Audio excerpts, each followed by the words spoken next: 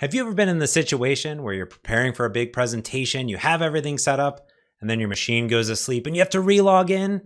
Well, do not fear, because there's some amazing tools on Windows that enables you to keep your screen awake and your computer on no matter what. So tune in.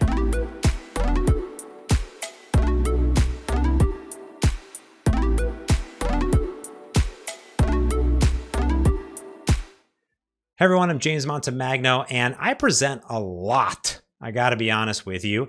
Often when I'm doing presentations, I have my laptop or my desktop sort of set up and it's over in a corner and I'm talking to people, and sure enough, it goes to sleep all the time. If you're in a corporate environment, you might also have different IT requirements that override your power and sleep settings on your laptop or desktop machine. And it's quite annoying when you're preparing for a presentation or you're just doing work or step away for a second and everything locks up and it turns off. Now, it also is a bummer too if your machine goes to sleep and powers down, because you might be uploading or processing big files. So there's a few ways in Windows that can easily optimize this process for going to sleep and keeping the screen on. So I want to go ahead and show you my tips and tricks. So let's check it out.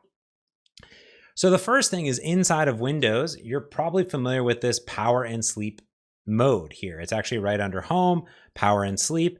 And there are a few different options on here. When your machine's plugged in, how long do you want to wait before it goes and turns off the screen?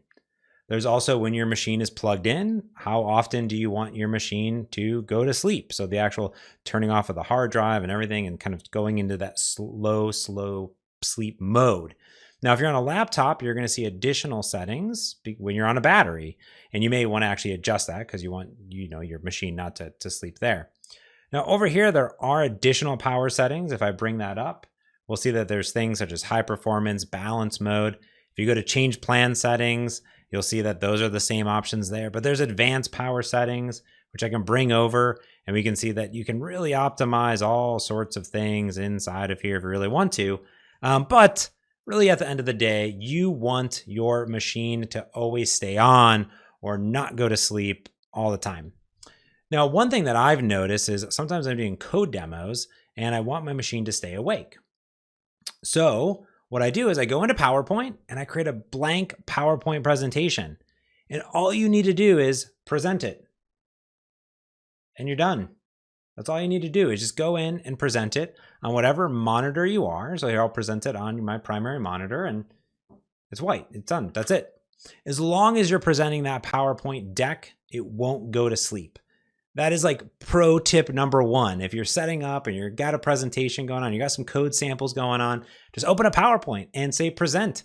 When you get up to present your code demo, hit escape and you're out. It's just that easy, to be honest with you. It's quite cool. If you're on multiple desktops, you can also just slap that on one of the desktops and you're good to go.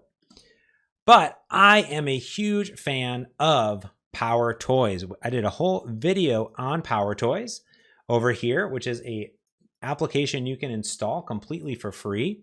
And it has all sorts of great options like fancy zones that help you manage your layouts. There's a color picker that's built in, image resizer, and there's a new option called Awake.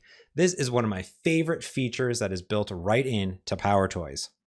Now, when you enable Awake, what will happen here is PowerToys will override all of the machine's settings and take full control of your machine. The first thing that we'll see here is if you want to keep your screen on.